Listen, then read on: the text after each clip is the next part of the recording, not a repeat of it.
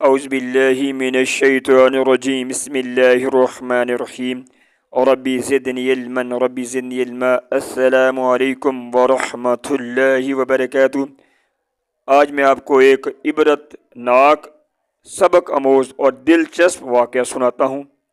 ایک بادشاہ نے کسی بات پر خوش ہو کر ایک شخص کو یہ اختیار دیا کہ وہ سورج غروب ہونے تک جتنی زمین کا دائرہ مکمل کر لے گا وہ زمین اس کو الاٹ کر دی جائے گی، اور اگر وہ دائرہ مکمل نہ کر سکا اور سورج غروب ہو گیا تو اسے کچھ بھی حاصل نہ ہوگا، اسے کچھ بھی نہ ملے گا۔ یہ سن کر وہ شخص چل پڑا، چلتے چلتے ظہر ہو گئی تو اسے خیال آیا کہ اب واپسی کا چکر شروع کر دینا چاہیے، مگر پھر لالچ نے غلبہ پا لیا اور سوچا کہ تھوڑا سا اور آگے سے چکر کاٹ لوں۔ پھر واپسی کا خیال آیا تو سامنے ایک خوبصورت پہاڑ دیکھا، پہاڑ کو دیکھ کر اس نے سوچا کہ اس کو بھی اپنے جاگیر میں شامل کر لینا چاہیے۔ الغرض واپسی کا سفر کافی دیر سے شروع کیا۔ اب واپسی میں یوں لگتا تھا جیسے سورج نے اس کے ساتھ دوڑ شروع کر دی ہے۔ وہ جتنا تیز چلتا پتہ چلتا سورج بھی اتنی جلدی ڈھل رہا ہے۔ عصر کے بعد تو سورج ڈھلنے کی بجائے لگتا تھا کہ سورج پگھلنا شروع ہو گیا ہے۔ وہ شخص دوڑنا شروع ہو گیا کیونکہ اسے سب کچھ ہاتھ سے جاتا ہوا نظر آ رہا تھا۔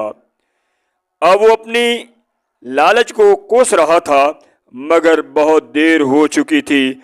دوڑتے دوڑتے اس کا سینہ درد سے پھٹا جا رہا تھا، مگر وہ تھا کہ بس دوڑتے جا رہا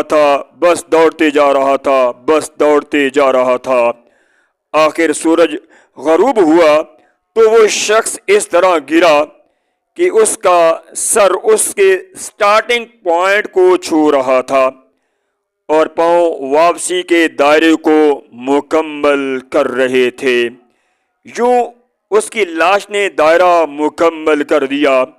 جس جگہ وہ گرا تھا اسی جگہ اس کی قبر بنائی گئی اور قبر پہ کتبہ لگایا گیا۔ قبر پہ ایک تختی لگائی گئی جس پر لکھا تھا اس شخص کی ضرورت بس اتنی ساری جگہ تھی۔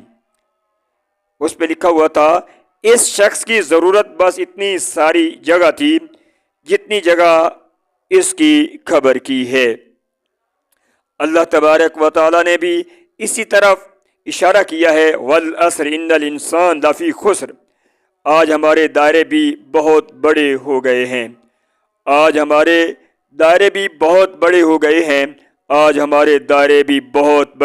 ہیں۔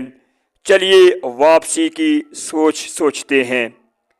اللہ تبارک و تعالی ہمیں موت سے پہلے موت کی تیاری کرنے کی سعادت نصیب فرمائے اور ہمارا جو خاتمہ ہے بالخیر فرمائے۔ آمین ثم آمین۔ صلو علی الحبیب صلی اللہ علی محمد وعلی آلہ وسلم۔